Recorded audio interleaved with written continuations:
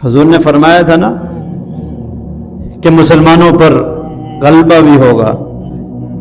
صحابہ پریشان ہو گئے، کیسے غلبہ ہو؟ کیونکہ وہ روب اور وہ دبدبہ دیکھا تھا، وہ مسلمانوں کا لڑنا، 300 صحابی ہزاروں کے جو یعنی کہ مجمع کو بچھاڑ دیتے، ٹکڑے ٹکڑے پڑے ہوتے جنگوں میں.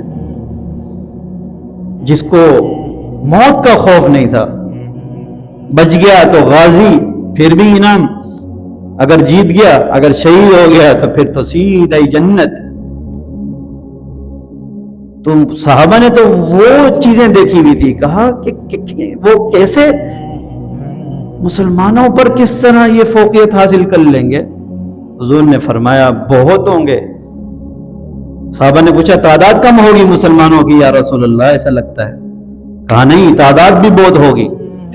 تعداد بھی بہت ہوگی، پھر بھی غلبہ یہ پا جائیں گے کیسے؟ کہا 2 چیزوں کی وجہ سے. ایک حب المال، مال کی محبت میں، عیال کی محبت میں، بچوں کی محبت میں. دوسرا، ان کے دلوں میں موت کا خوف پیدا ہو جائے گا. جب یہ 2 چیزیں پیدا ہو جائیں گی تو دشمن ہم پر حاوی ہو جائے گا. آج یہ دونوں چیزیں ہمارے درمیان موجود ہیں.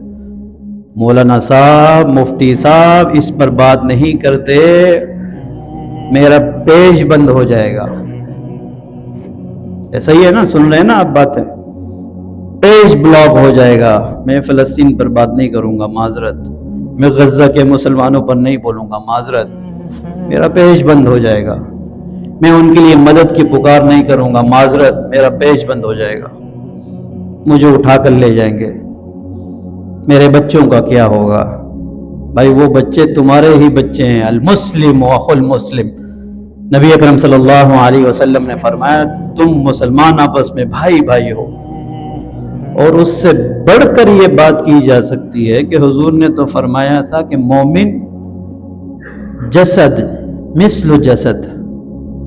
فرمایا تم مومنین تمام کے تمام، کہیں کا بھی ہو، لیبیا، شام، مکہ، مدینہ، پاکستان، ازبکستان، بنگلہ دیش، انڈیا، کہیں کا بھی ہو مسلمان، تم ایک جسم کے مانند ہو.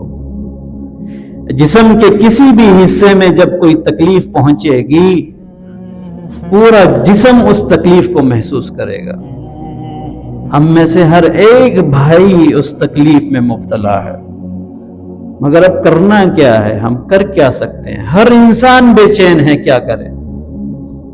تو میری تمام لوگوں سے یہ درخواست ہے، جیسے ہم جیسے لوگ بیٹھے ہیں، ہمیں حتی الامکان جو ہم محنت کر سکتے ہیں، عہدے داران ہیں، اپنے عہدوں پر ہیں، اپنی رعایا کو، اپنے حکمرانوں کو اتنا تو کم سے کم کہیں کہ ہمارے مسلمان بھائی بدک رہے ہیں، ختم ہو گئے ہیں، عمارتوں کے نیچے دبے پڑے ہیں، ہمیں انہیں اٹھا کر دفنانے کا تو موقع دیا جائے.